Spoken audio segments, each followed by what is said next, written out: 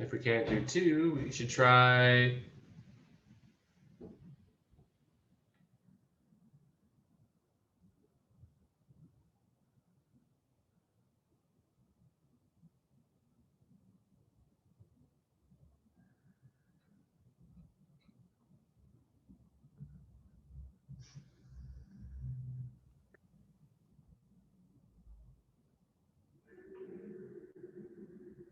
anybody? What should we try?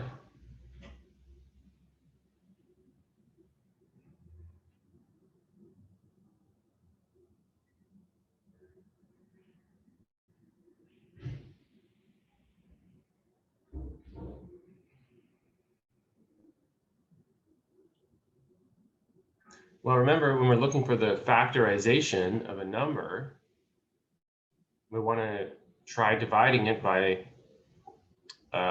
larger and larger primes. So what's the next prime number up from 2?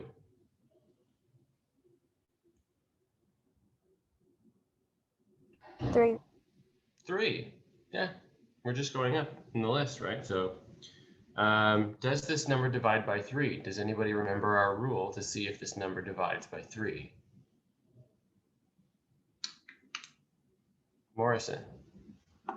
So you add all the numbers together, so 3 plus 4 plus 4 plus 3, so that would be 14. Right. And 14 is not divisible by 3. Right. We're not divisible by 3. Okay. So we can't do 3.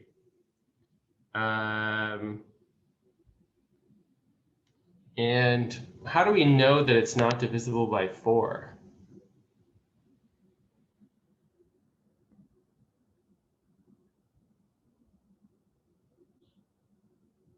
Yeah, Morrison.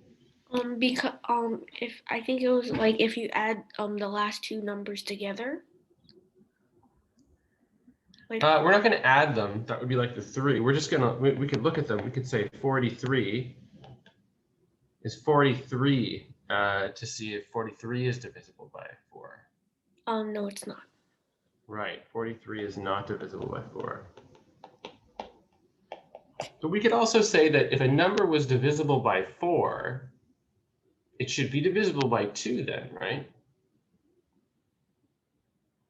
So we can say if a number isn't divisible by 2, it's probably not going to be divisible by 4. In fact, it's definitely not going to be.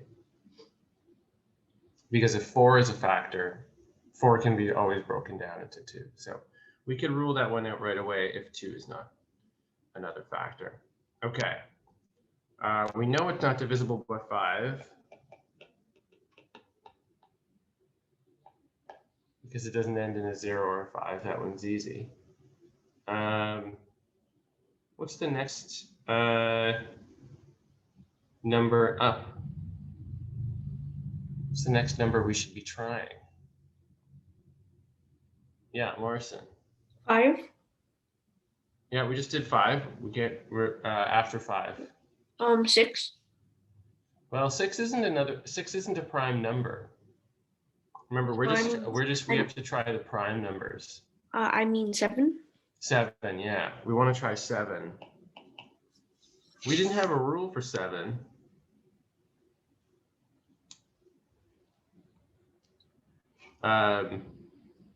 So you can try long division.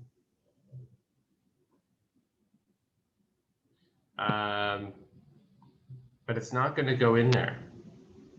It doesn't divide evenly by 7 either. Does anybody remember? So we've tried 2, 3, 5, 7. Does anybody remember how?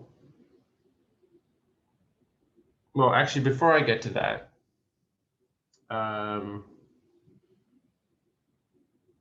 we can try the next number up from 7. What's the next prime that we need to try?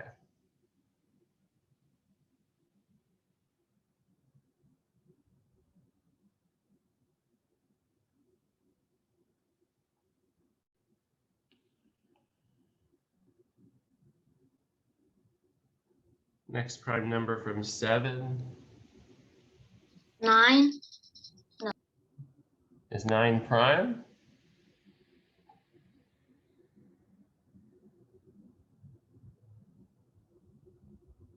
11. 11, yeah. Because 9 can be divided by 3, so 9 isn't prime. So let's try 11. And when we do that, we find that it is divisible by 11. So we get a new number to try here, 313.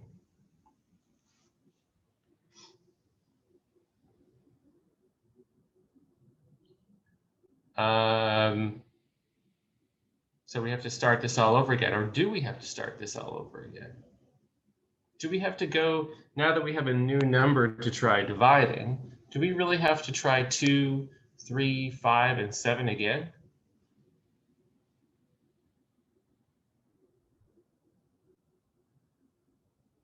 Or do we know that 2, 3, 5, and 7 are definitely not factors of 313?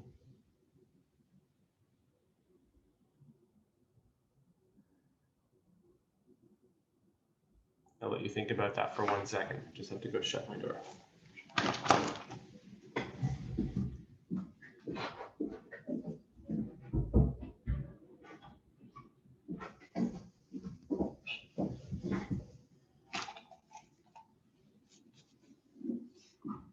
So what I mean is, if we've divided, or if we've tried to divide 3,443 by 2, 3, 5, and 7, and we've been unsuccessful, any other factors that we can divide 3,443 into, say 11 and 313, are not going to be divisible by 2, 3, 5, or 7 either, because they would have been divided, we would have been able to divide the larger number by those. So we only need to continue trying larger and larger primes. Does anybody remember how many primes we need to try? What's the biggest prime that we need to try when we're looking for the divisibility of a number, when we're looking for the prime factors of a number?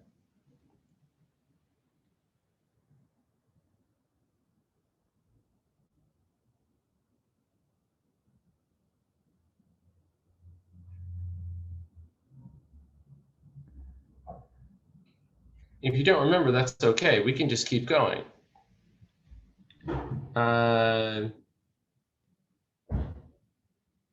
So the next number up from 11, what's the next prime?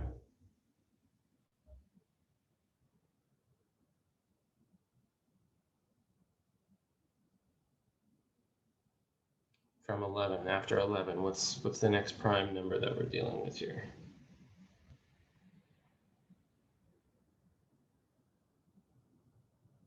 $13. So we could say, what about 13?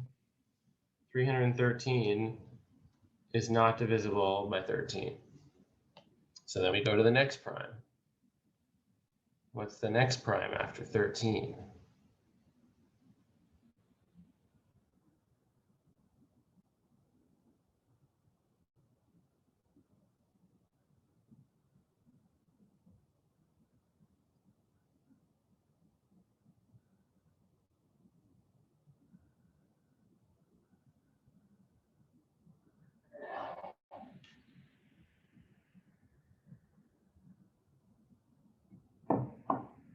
$19 is prime, but I think there's one more number in between 13 and 19 that's also prime. I think we missed one. 17. Yep, 17. So we try 17. And if we try to divide 313 by 17, we know we realize we can't do it. So then we would try 19. And we can't divide 313 by 19 either. You're right, 23 would be the next one. But if we look at 19, 19 squared is 361. 19 squared is 361. So that is bigger than 313. So we can stop there.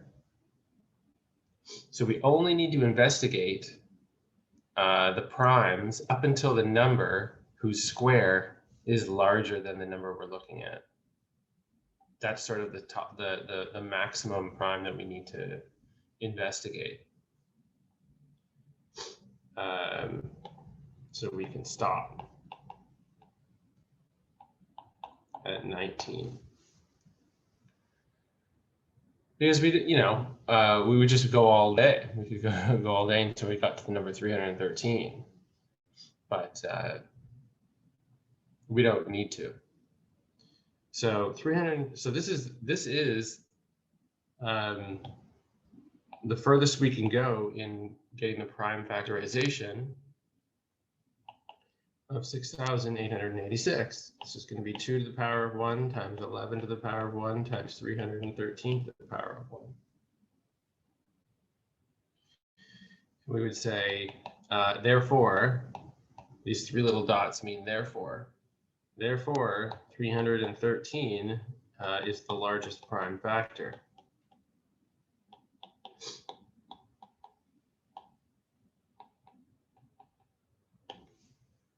Okay, so that was just a quick review of what we talked about in terms of our divisibility rules there.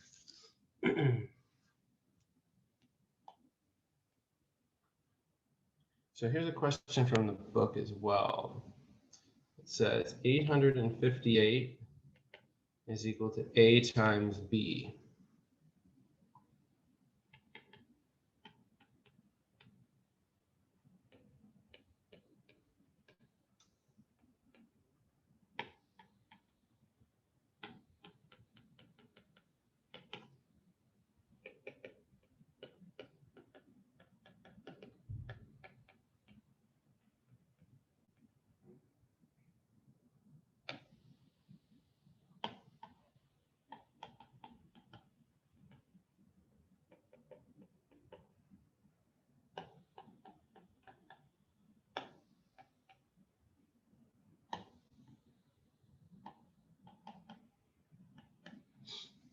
So it says the numbers A and B,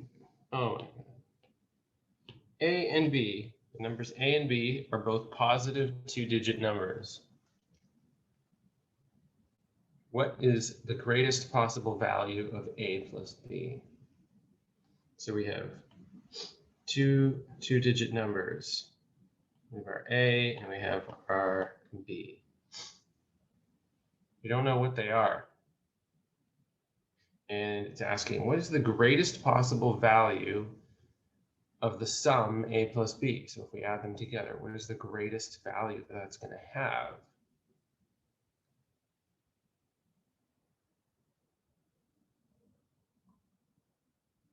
So 858, it might divide into lots of different pairs of numbers, depending on what its prime factorization is. But we want to find the ones that are going to add to the largest sum. We want to find the pair that's going to add to the largest sum.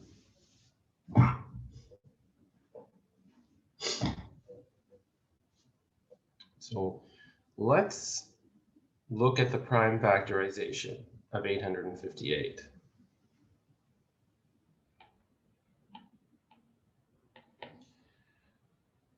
So we'll do a quick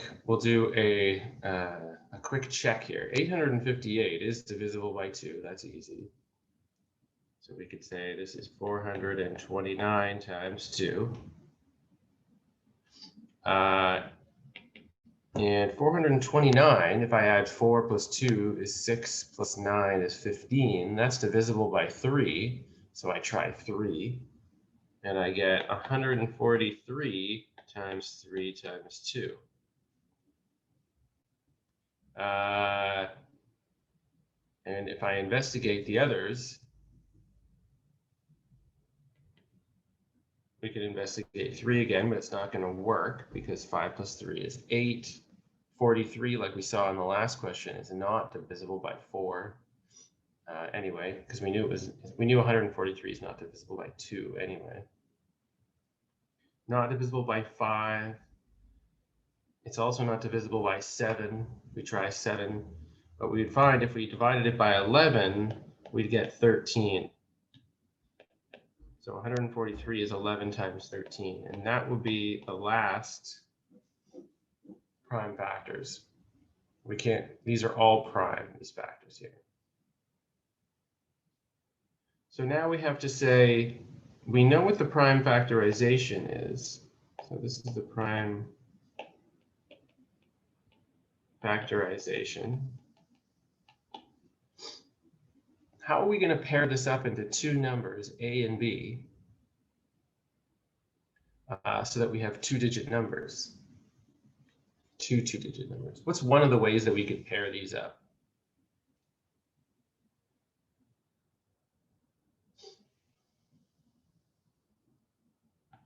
I'm going to call them case 1.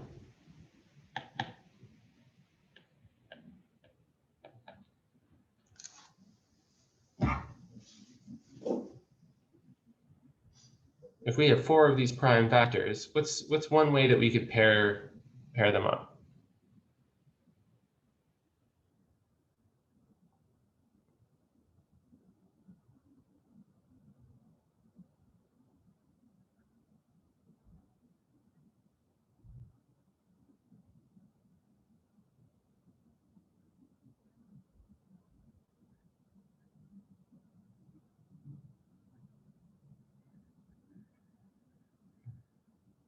So we're looking at these 4 primes here, and we need to make 2 pairs. We need to pair them up. What's one way I could pair them up?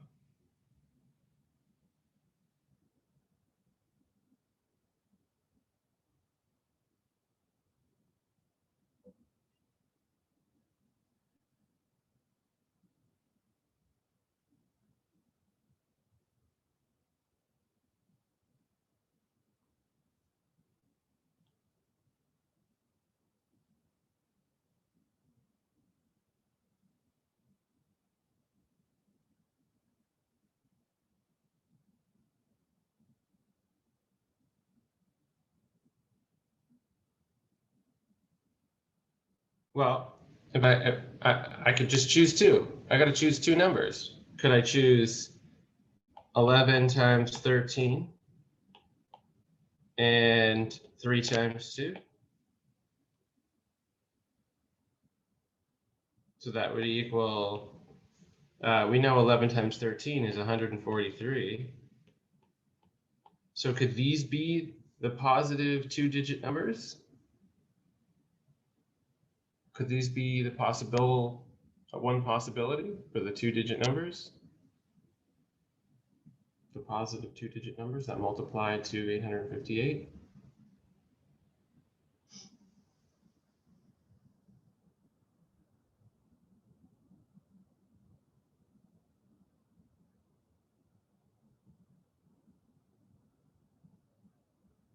What's wrong with this case? What's wrong with saying that 143 and 6 are possible numbers for A and B? These two letters that multiply to, these 2 numbers that multiply to 858.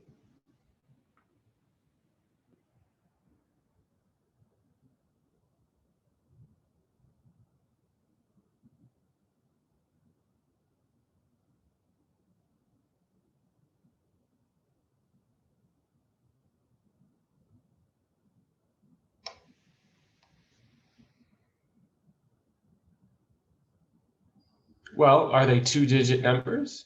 Are 143 and 6 2-digit numbers?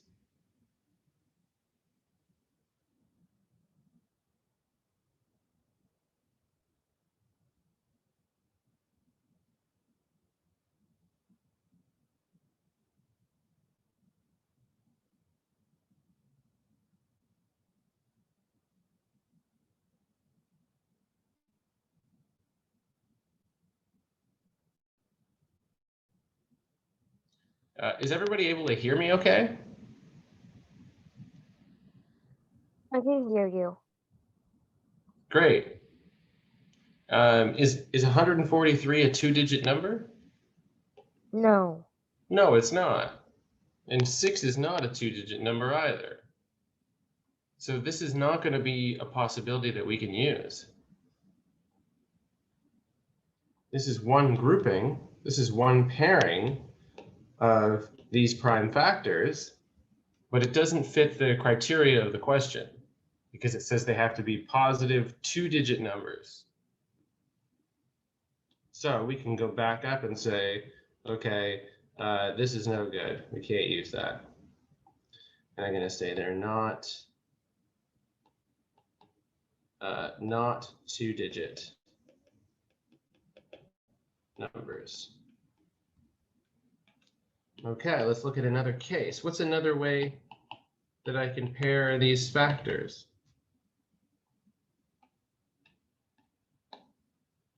What's another pairing I could use?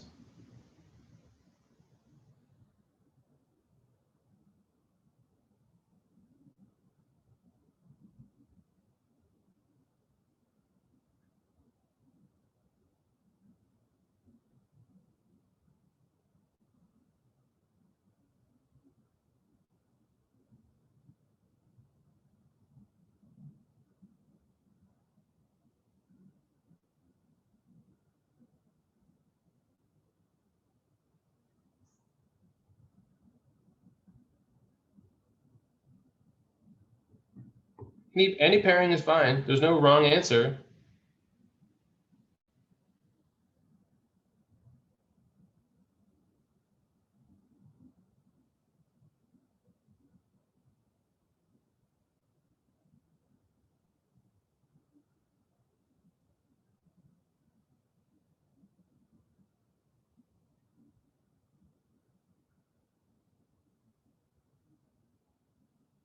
We're looking at these four numbers, and we need to create another pairing of them. We need to create two pairs.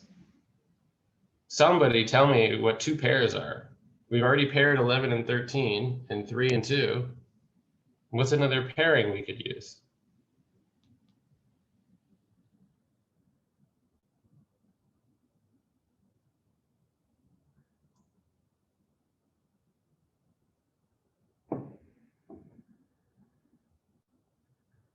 Maybe people don't understand what I mean about pairing.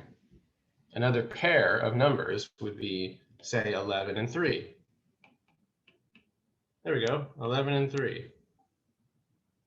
And then that would leave 13 and 2. Cool, that's definitely an option.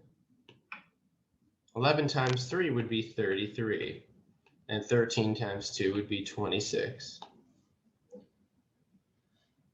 These fit the criteria. These are two-digit numbers, 33 and 26. We can say, now, they're asking for what is the greatest possible value of A plus B? So if this is our A and this is our B, we can say 33 plus 26 is equal to 59. So this is one option. We don't know if 59 is the greatest possible value, so we're going to try to see if we can get some other cases here. Is there a third case? Case 3. 13 and 3. Yeah. 858 could be 13 and 3. And that would leave 11 and 2 as the other pair.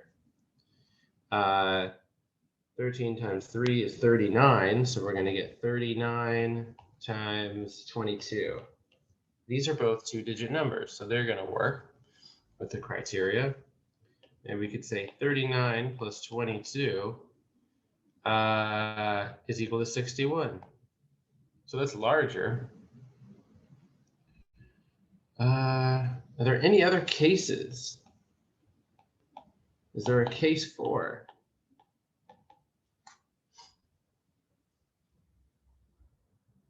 We've already grouped 11 with 13, we've grouped 11 with 3, and we've grouped 11 with 2. Is there another way that we could combine these numbers into two-digit factors?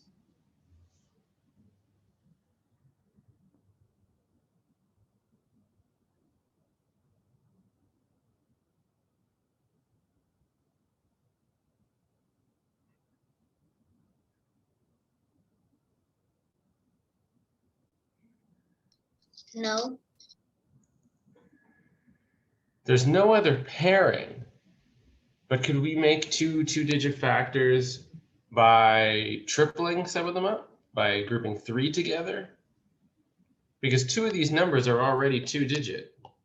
These are already two-digit numbers, so we don't need, we could just use one of those alone as our factor. So what if we said 11 was the first factor? And then we grouped 13, 3, and 2 together.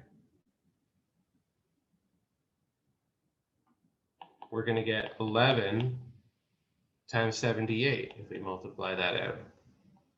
So that works because those are both two-digit numbers. And we could say 11 plus 78 is equal to 89. So that's even higher. This is a good option, case 4. Is there another case then?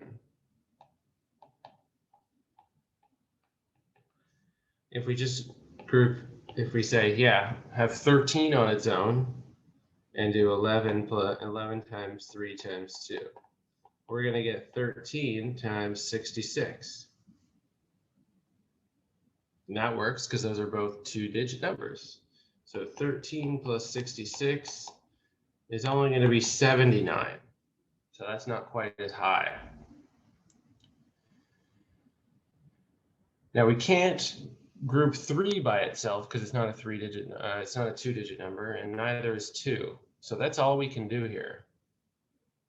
That's the only grouping we could use. Just these 5 cases, or actually we're just looking at the 4 cases because the first one doesn't actually work. So if we're looking at the largest number, we want the largest number for a plus b. It's going to be 89. So we can say, therefore, the largest value of a plus b is 89. So this is going to come back later when we talk about counting. We're trying to count all these different possibilities, and sometimes it can get confusing because they're, we have to figure out ways to count possibilities in an orderly fashion so we don't miss any. And it's easy to do, it's easy to miss, because at first I wouldn't have necessarily thought that we could take just one number here and then group the other 3. I would have thought they'd be too big. But we still get, okay, 13, you're saying, what about 13 times 2 times 3? That's what we did in case 4 there. We did 13 times 2 times 3. That's going to be 78. And then our other factor was 11.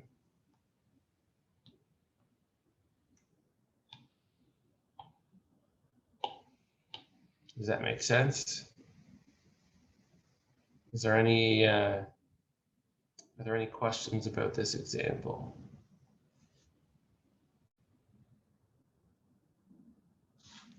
This is an example of, yeah, in case 4. Yeah, what are you, Morrison, what are you unsure about? Yeah.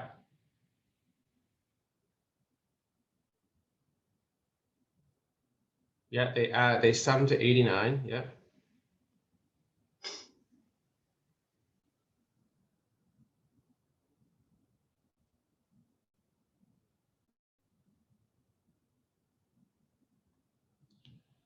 Yeah, we have, we grouped 11 by itself, and we had 13 times 3 times 2, and that gave us 11 times 78. So we had two two-digit factors, and their sum was 89.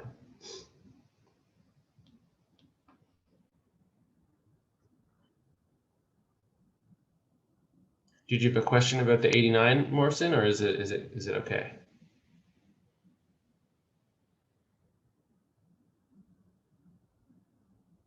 Okay.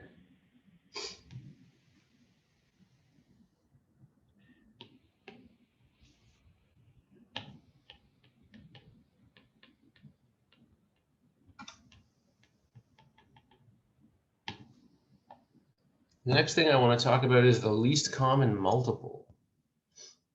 The least common multiple is the smallest positive integer that is a multiple of both a and b, if you have two numbers a and b. It's the smallest positive integer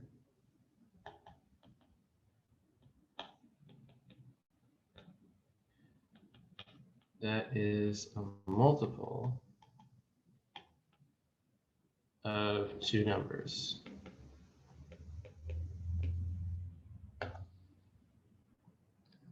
So we say, they write this as LCM. LCM is the short form for least common multiple. And they put it in big square brackets like this. They say the lowest common multiple, or the least common multiple of 2 and 3. And in this case, it's going to be, well, I'm going to ask you, what is the smallest positive integer that is a multiple of both of these numbers? Or we could think about it the other way. We could say, what is the smallest possible integer that is divisible by both 2 and 3? Kind of, sometimes I find it easier to think about it like that. 6. 6, yeah. Right on. What if we said, we can do this, I should have said 2 or more numbers, 2 or more numbers, because I can ask you what the lowest or the least common multiple of 2, 3, and 4 is. We could have as many numbers in there as we want. What's the smallest positive integer that's divisible by all 2, 3, and 4?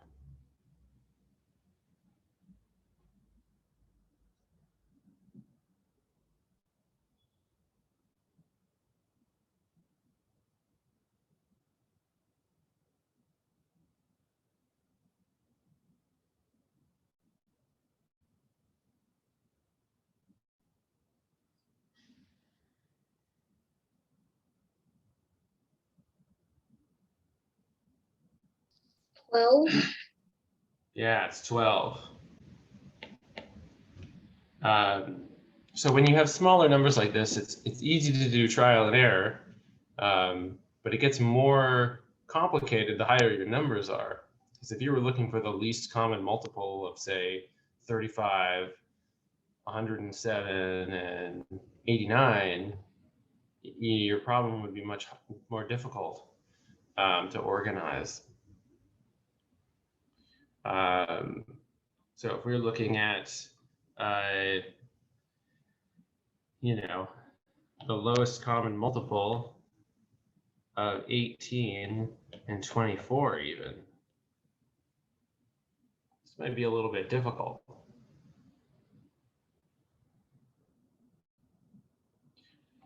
One way we could do it,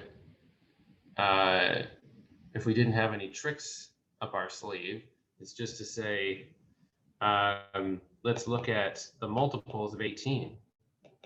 18 times 1 is 18, 18 times 2, 36, 18 times 3, 54, 18 times 4, 72, 18 times 5, 90. And the multiples of 24, 24 times 1, 24 times 2, 24 times 3. Oh, here's this number, 72. I've seen this before. So that would be the lowest common multiple. of 18 and 24. But we don't want to have to do this all the time because it's just going to take up too much time. So we can use a prime factorization to get lowest common multiple here. So if we say, what's the lowest common multiple of 24 and 90? What we can do is get the prime factorizations of 24 and 90 here. So we say 24 as a prime factorization. I'm going to break that up into, I know that's 2 times 12, which is equal to 2 times 2 times 2 times 3, because I know 12 is 4 times 3. So this is going to be equal to 2 to the 3 times 3 to the 1. And if I do the same thing for 90, I'm going to say this is 9 times 10, and that's 3 times 3 times 2 times 5. So this is going to be 2 to the 1 times 3 squared times 5 to the 1.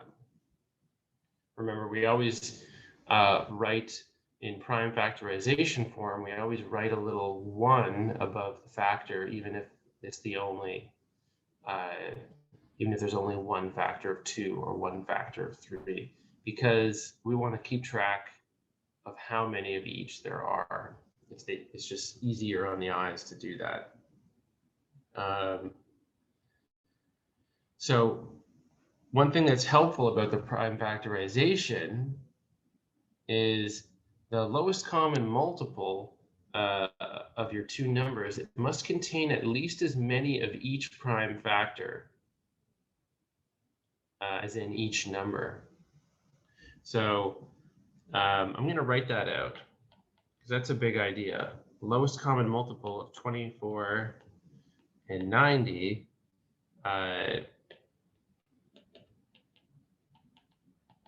must contain at least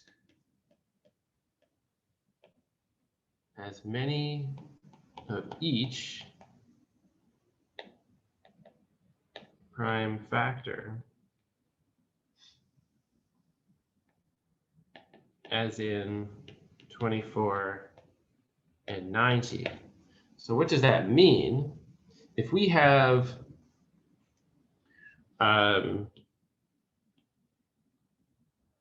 if we have 3 powers of 2 in 24 and 1 power of 2 in 90, we're going to need at least 2 powers of 3 in the lowest common multiple, because that's the larger of the two.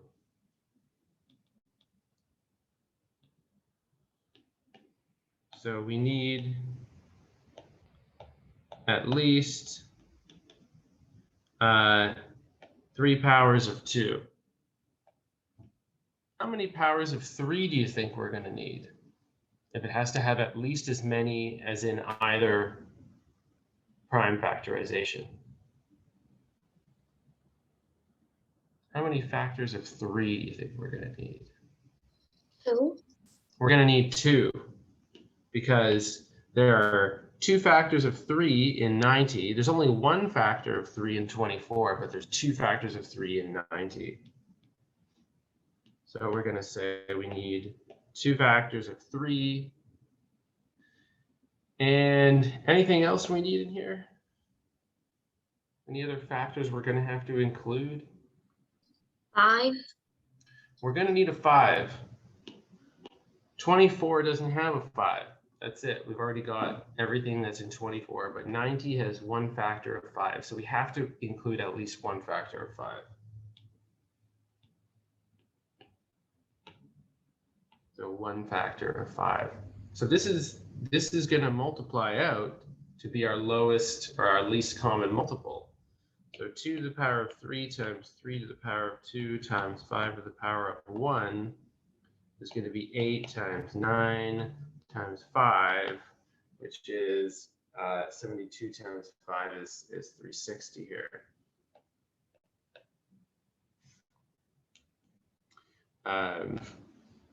This is the lowest common multiple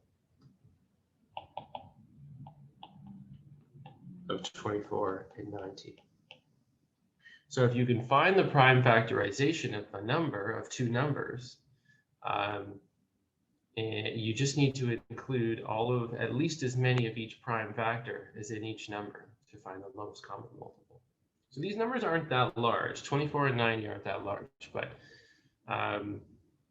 you might have a case where you're trying to find the lowest common multiple of 3,500 and 10 million, and you really need to start using prime factorizations for that. And some people might say, why would we ever want to know the least common multiple of two numbers, especially two numbers that are that large? A lot of applications for this kind of math are in computer science. And when you're programming computers to carry out specific tasks, like dealing with data, large numbers, you're going to have to tell the computer to do certain things, and some of them might involve finding the lowest common multiple. So this is sort of the reasoning behind this, why we learn this kind of math. Is one application.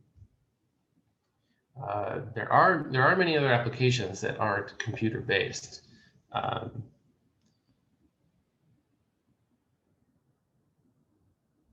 Okay. Just going to save my slides here.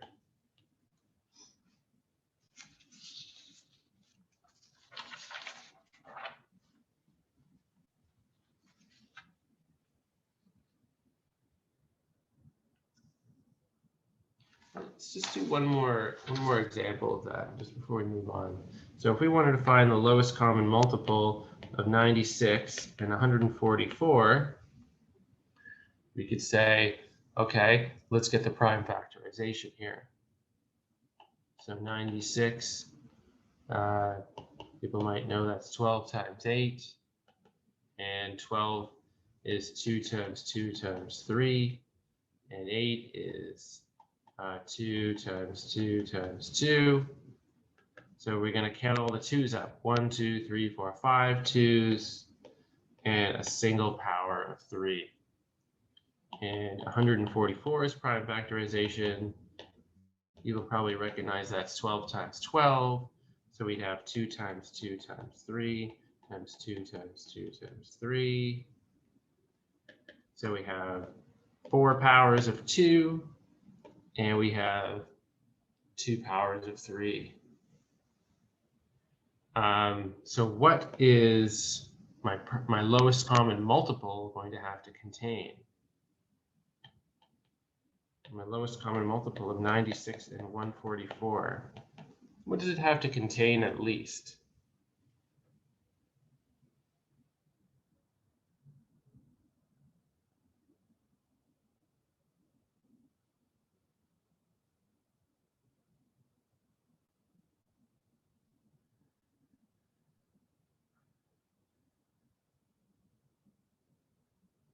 Five 2's.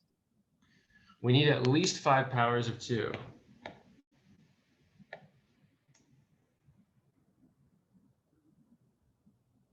And how many powers of 3 are we going to need? 2. Yeah, we need 2.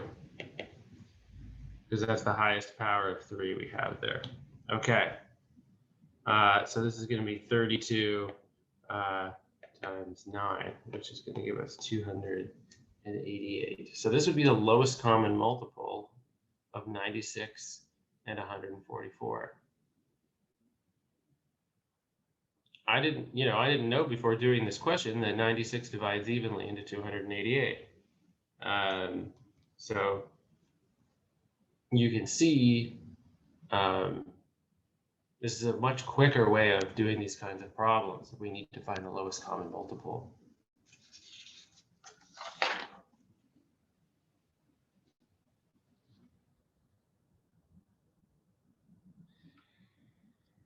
Okay.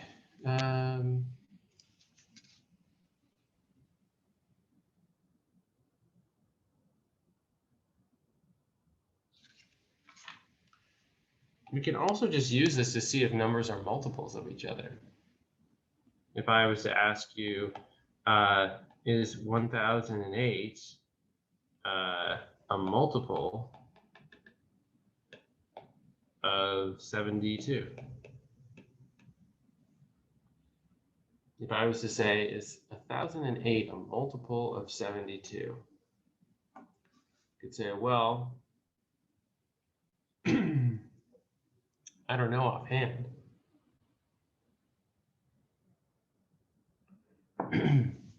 But we could think about the prime factorizations of each number. So 1008, I could say, is if I go about dividing all this stuff, well, this is going to be, if I'm dividing this by 2, I'm going to get 504. And I can keep dividing that by 2. So I get 252 times 2 times 2. And I get 126 times 2 times 2 times 2. And I can do that again, 63. And I'm going to start writing this as 2 to the power of 4 because I'm running out of space here. Excuse me. And 9 times 7 is 63. So we can say that this is 3. Actually, I'll write this in the other order. 2 to the power of 4, 3 to the power of 2, and 7. This would be my prime factorization of 1008. And now we're going to say, is 1008 a multiple of 72? Well, if I write this out, 1008 is 2 to the power of 4 times 3 to the power of 2 times 7. Can we group any of these prime factors into the number 72?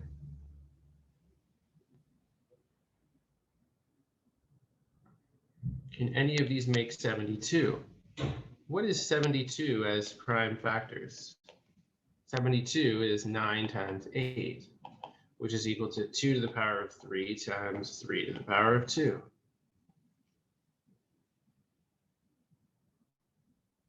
So if 72 is going to be a multiple, if 1008 is going to be a multiple of 72, then it's going to have to contain 3 powers of 2 and 2 powers of 3.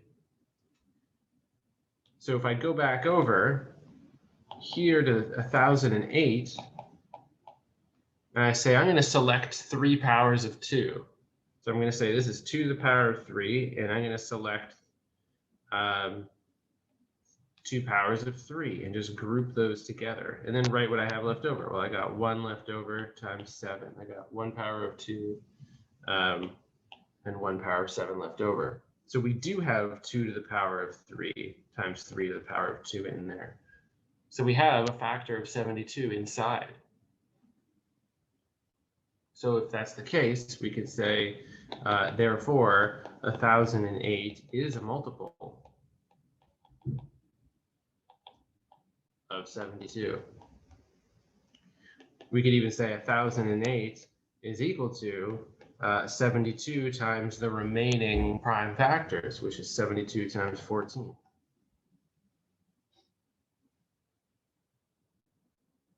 So this is a useful tool, the prime factorization, in looking to see what numbers divide into what numbers multiply to what. It's a really helpful tool that way.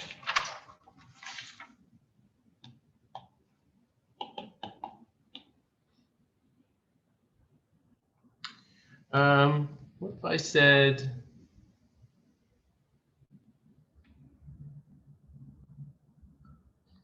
if we had, how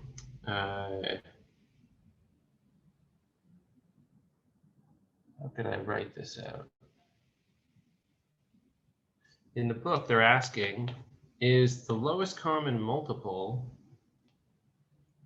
of 1,000 and 600 equal to 2 times the lowest common multiple of 500 and 300.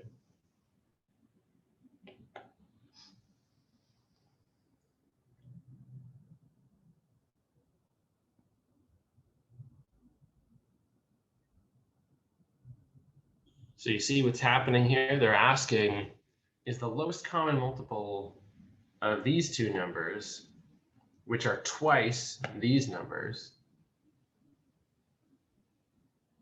is the lowest common multiple of the first numbers going to be twice the lowest common multiple of the smaller numbers? It's an interesting question.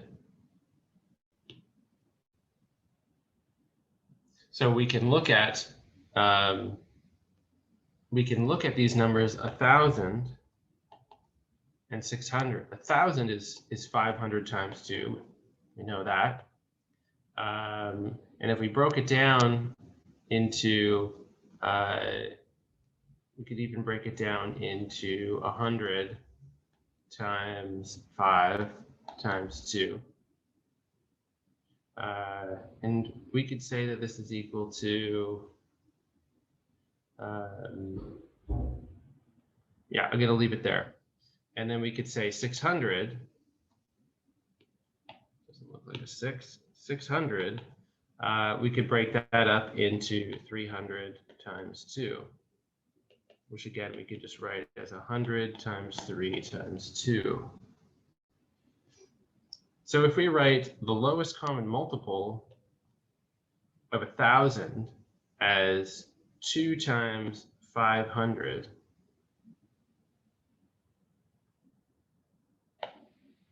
and 2 times 300,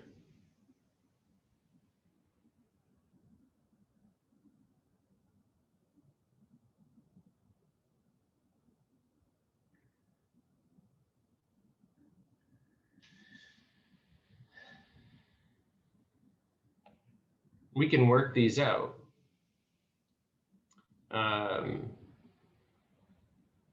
Because we're going to have all of the same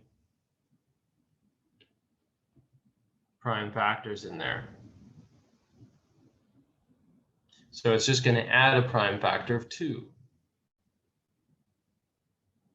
to the ones on the left side. It's going to have, so if I write this out as, now these aren't prime factors, but we could say this is 10 squared times 5 to the 1 times 2 to the 1.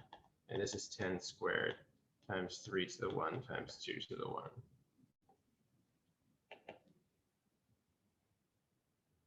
And this is going to have 10 squared. It's going to have a 5. It's going to have a 3. And it's going to have a 2, which is going to be equal to 3,000.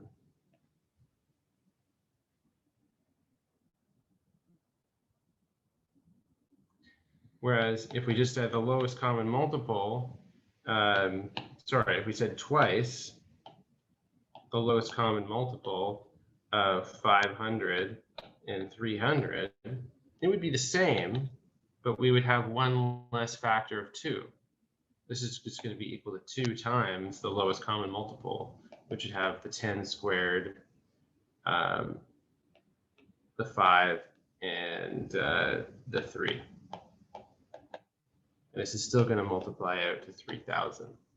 So in general, and this is a helpful tool if you're looking for lowest common multiples of really high numbers, is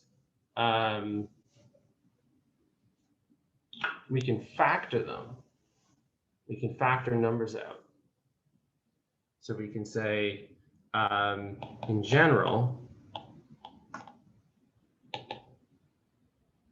the lowest common multiple of NA, NB, where N is just some integer that's multiplying your two numbers, or that's a factor of each of these two numbers, it's just going to be equal to n times the lowest common multiple of a and b. So we can do what's called factoring out. We can factor out smaller numbers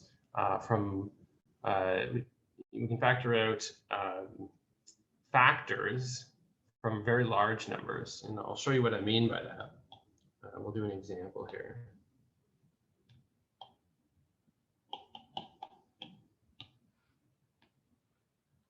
So if we were looking for the lowest common multiple of 606,060 and 707,070, these look like strange numbers. There seems to be a pattern to them. You could say, well, I can write this as a factor. I could factor out. I could try dividing the first number by 6. If I divide the first number by 6, I'm going to get 101,010. So I could write this, and the same with the second number, 101,010. If I divide that by 7. I wouldn't necessarily know that right away, but I would say, well, what would happen if we divided the first number by 6? And what would happen if we divided the second number by 7? But because we have these two factors that are the same, we can divide them out. And we can write this as 101,010 times the lowest common multiple of 6 and 7, which is a much easier least common multiple to find.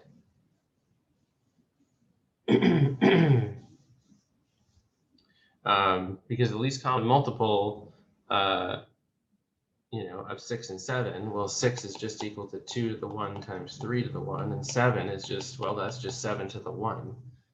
So our least common multiple has to include all of these prime factors.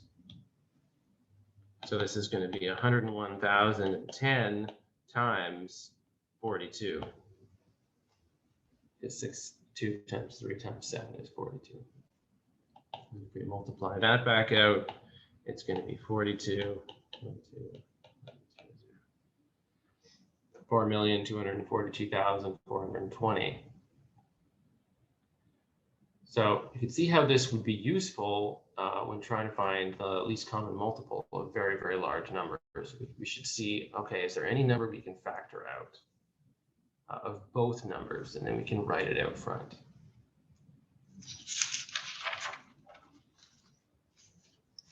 Okay. So I wanted to do a word problem next from the book. Just bear with me for a minute while I write this out.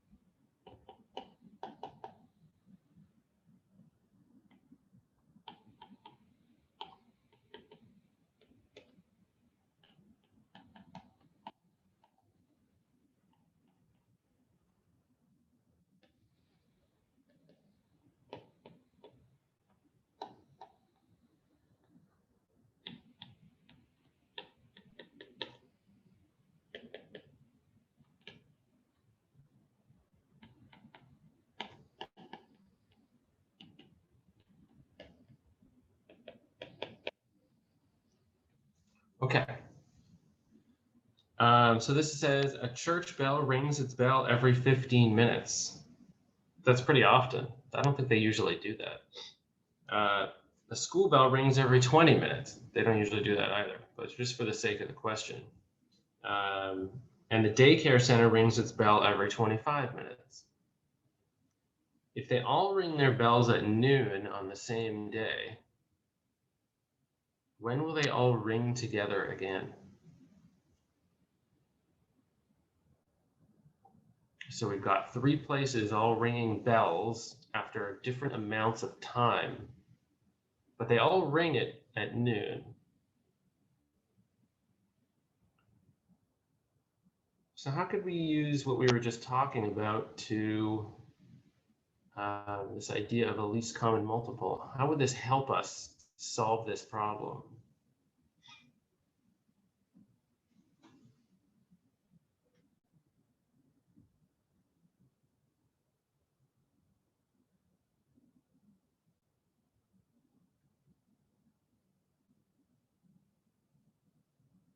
We have these sort of increments.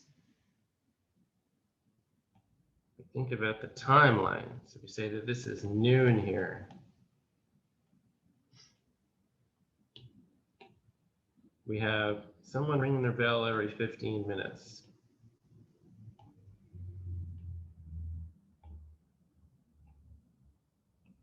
I'm not going to be able to draw this exact. And then you have, that's the church bells every 15 minutes. And then you have the school bell rings every 20 minutes. So we could say that's a little bit longer.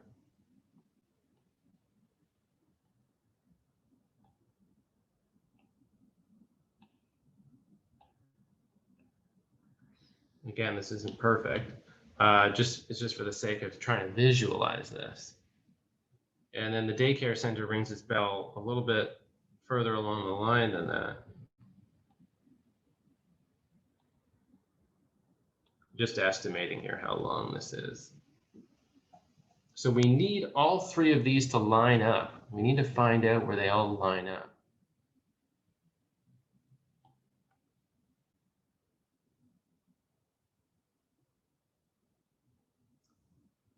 So any ideas how this relates to the least common multiple?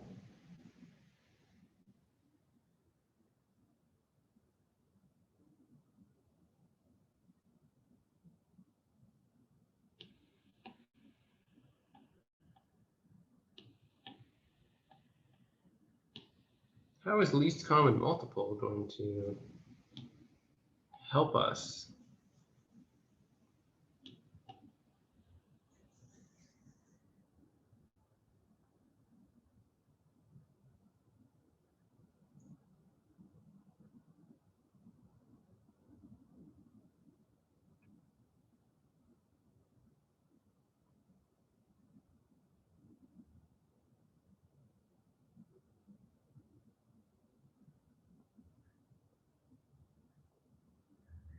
Well, we can think about each one of these time intervals, these 15-minute intervals for the red ones, and the 20-minute intervals, and the 25-minute intervals as our factors of some larger number. That's the amount of time, the amount of minutes. So it's like we're looking for some larger number out here somewhere where all of these smaller numbers fit in exactly.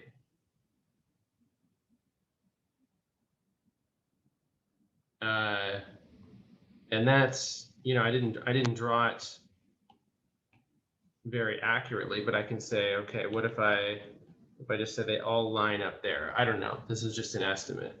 You know, what is this number where they all fit evenly?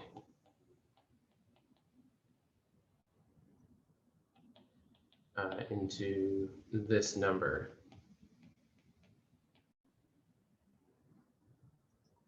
We want to find out what that number is. So this, we could think of this relating to the least common multiple by saying, what is the smallest number, which is, translating into our problem as what's the soonest time that these, all these sections of time are going to add up to evenly.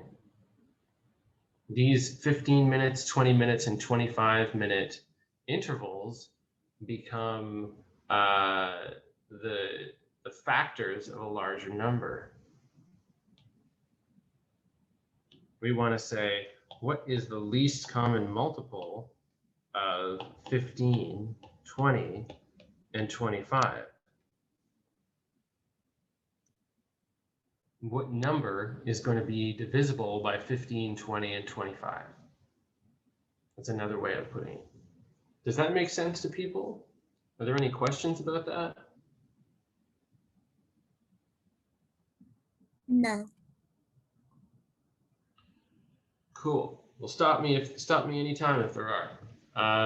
So we need to find out the lowest common multiple of 15, 20, and 25. So we go to our prime factorization. We say 15 is 3 to the power of 1 times 5 to the power of 1. 20 is going to be 2 to the power of 2 times 5 to the power of 1. And 25 is going to be 5 to the power of 2. What does my least common multiple have to contain?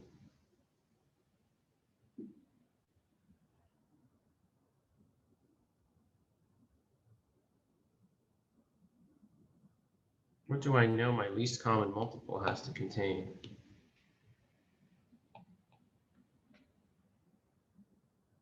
What are the factors I know have to be in there?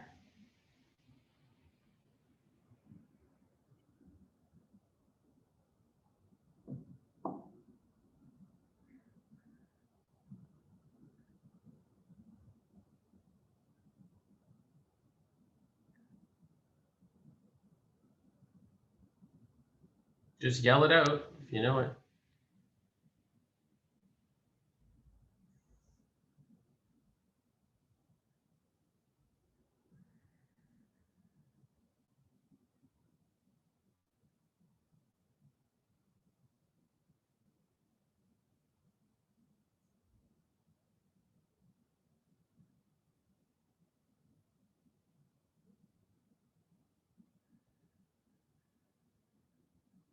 We know the prime factorizations of these numbers, so is this just too easy? Is that why nobody wants to say?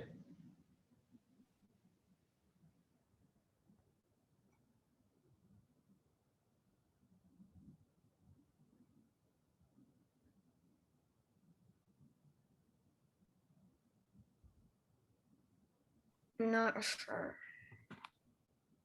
Okay. Well, we know the lowest common multiple here, it has to contain at least as many factors as each of these prime factorizations. So we can start by saying, how many factors of 2 does this have to contain? So we go to these guys here and we say, which one of them, what is the most factors of 2 that any one of these contain? We say, oh, well, 20 has 2 factors of 2. So I know that I'm going to need at least 2 factors of 2 there. That's what I have to have in my lowest common multiple. Then I say, okay, we have 3's in here. So what are the most factors of 3 any of these numbers has? Well, it's just 3 to the power of 1. That's the only 3 we have in there. So I'm going to have to say 3 to the power of 1 in my lowest common multiple. And I see we've got some 5's here. That's the only other factor in the prime factorizations. So I say, how many factors of 5 are we going to need? Well, these ones both have 1, but 25 has 2, so I need at least 2 factors of 5 in there because of that 5 to the power of 2. So now I can say, okay, my least common multiple is going to be 4 times 3, which is 12 times 25, which is going to be 300. That's my least common multiple. So this corresponds, this number here is 300 minutes. So 15, 20, and 25 all divide evenly into 300. So we knew that 300 minutes from noon, the bells are all going to ring again at the same time, which would be cool to hear.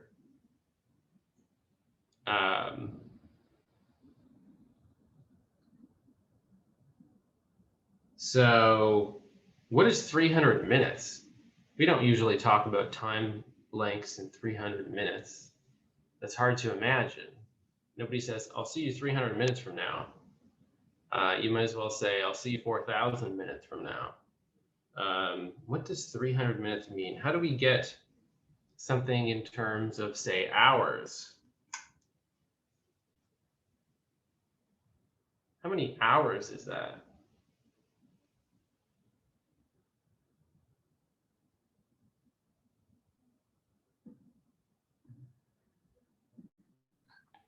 I 300. that is 5 hours. Yeah, 5 hours. How did you get 5 hours? Because 300 divided by 60. Okay, yeah, divided by 60 minutes per hour. That's how many minutes are in an hour is going to be equal to 5 hours. So we could say, sorry, this is getting a little bit squashed here. The next time they all ring together is at 5 p.m. Is 5 hours from noon, because we started at noon. So this is just one application of lowest common multiple in terms of time periods, which is kind of cool if you're looking to synchronize certain things.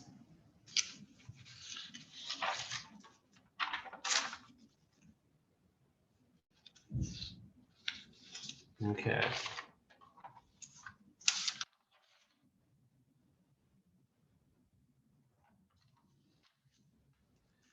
I'm just looking at the time we have left here.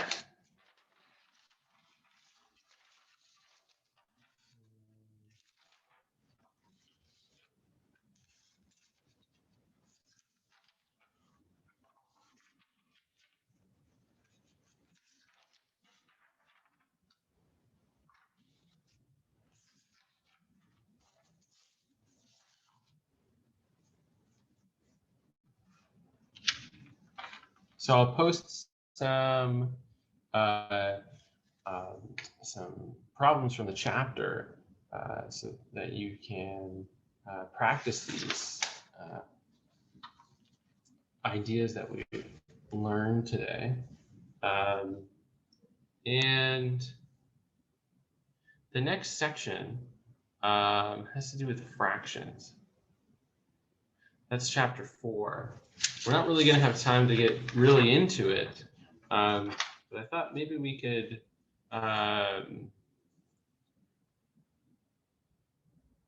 just do a quick fraction talk here in the last 12 minutes we have.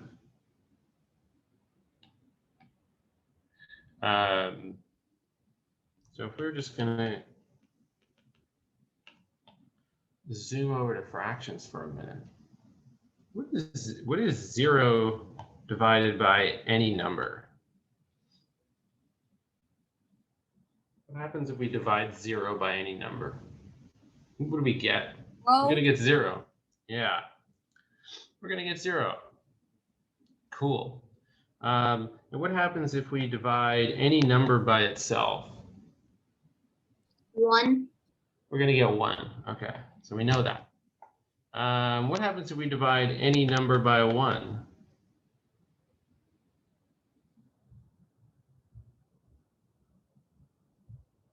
We're gonna get itself. We're gonna get A, right?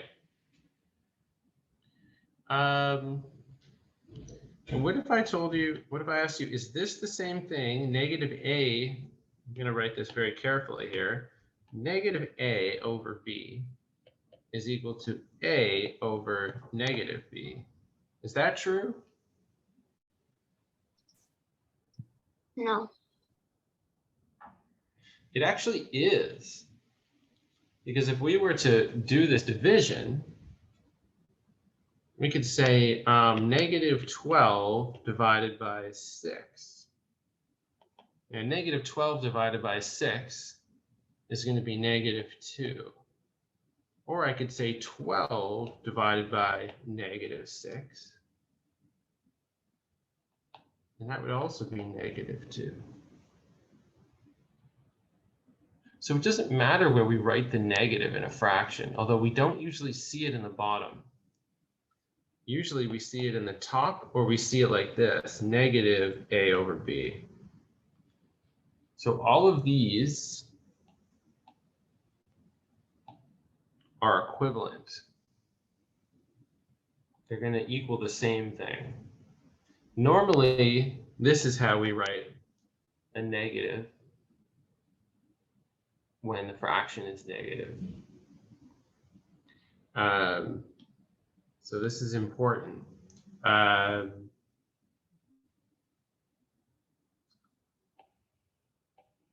we recognize that. Also, if you saw negative A all over negative B, what would you do with this? Do we usually see negative A over negative B? Or something like, negative 1 over negative 2. What would we do with that?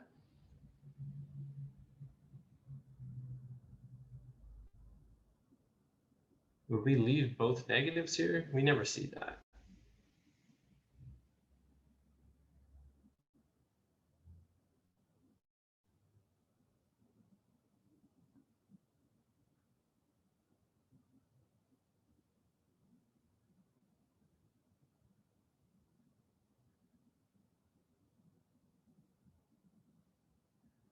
Well, let's think about it if we had, what if I had, I'll rewrite this out, negative 12 divided by negative 6. What's negative 12 divided by negative 6?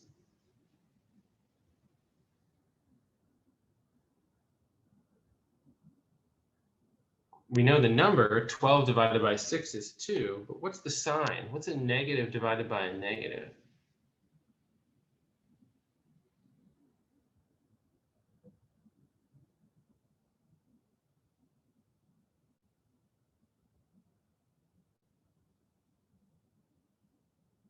Okay, so this is important.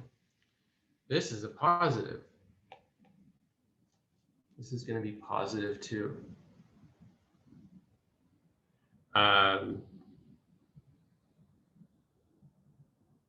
So negative A over negative B, that's just equal to A over B. If your numerator is negative and your denominator is negative, then your whole fraction will be positive. So that's why we never see this written out like negative in the numerator and the negative in the denominator, because they cancel. Because a negative divided by a negative is a positive. So this is an important thing to review. I'm just going to save this slide here. Are there any questions about that? I have to go, I think. Okay, see you next week. See you next week. Thanks for teaching. Yeah, thank you. So this comes because if we remember from, I think 2 weeks ago, we said when we were talking about negation, we said a negative times a negative, oops, a negative times a negative. Does anybody remember what a negative times a negative is? Negative? Actually, a negative times a negative is a positive. Yeah. A negative times a positive. Anybody remember what a negative? It's going to be a negative. And of course, a positive times a positive is always just a positive. So if anybody remembers that 2 wrongs don't make a right, which I think is true in real life, it's not true in math. Well, I mean, not that a negative is wrong. It's kind of a bad analogy, really. But 2 negatives make a positive when you're multiplying. And a negative multiplying a positive will make a negative. So just the same with division, we can say a negative divided by a negative, it's going to, we saw that that's going to give us a positive. And a negative divided by a positive is the same thing as a positive divided by a negative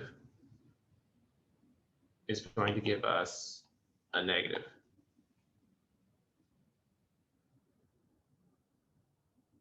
And the same thing, I mean, a positive divided by a positive is always going to be positive. So it's important to remember that multiplying by a negative will always change the sign of something. So if I multiply a negative times a negative, it changes to a positive. If I multiply a negative times a positive, it changes to a negative. Positives don't change anything. Multiplying a positive times a positive doesn't change. But multiplying a negative by a negative does change. So negatives always have this power of changing the sign of whatever they're multiplying or dividing. If you divide by a negative, the sign changes. If you multiply by if you divide by a positive, notice how the sign didn't change. We still cut negative. But dividing by this positive by a negative changed the sign.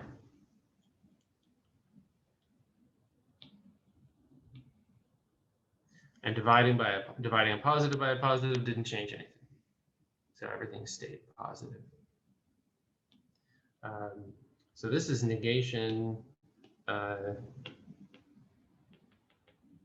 Negation in multiplication.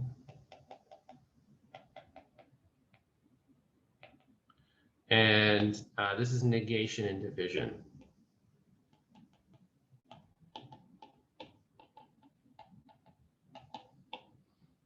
Okay, so those are directly applicable to fractions, what we were just talking about. That's why, if we go back a slide, that's why a negative divided by a negative in the numerator and the denominator will end up giving you a positive fraction overall. So this is just a quick whirlwind review of positives and negatives and a couple of fraction ideas. But next week, or I guess, yeah, on Tuesday, we'll jump into fractions. And this might be a review for some people, but I think there will be some things that that will be new for sure. And we're going to do some word problems from the book, as well as maybe some simple proofs involving fractions. So thanks for joining me again today. I hope everybody has a great weekend. It's almost the weekend. And I'll see you on Tuesday.